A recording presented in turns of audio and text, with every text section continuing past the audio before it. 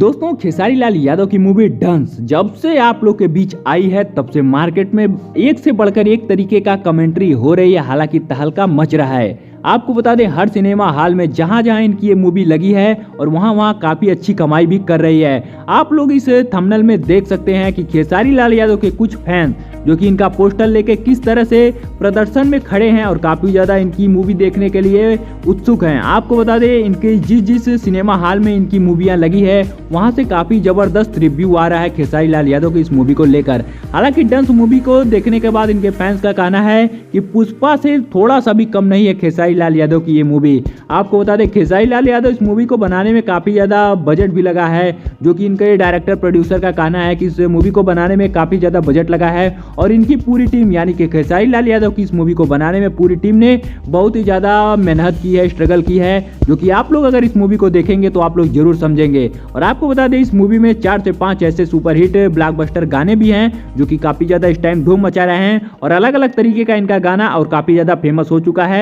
Instagram पे काफी ज्यादा रील्स भी इस गाने पे बन रही है। तो आप लोग इनकी इस मूवी के बारे में क्या कहना चाहेंगे, हमें नीचे कमेंट में जरूर बताइएगा। और ऐसी तमाम खबर देखने के लिए चैनल को सब्सक्राइब करना बिल्कुल भी मत भूलेगा। तो मिलते हैं फिर से किसी एक और नए धमाकेदार तड़कती भड़कती न्यूज के साथ। तो तब तक के लिए जय हिंद, जय भारत, वंदे मातरम।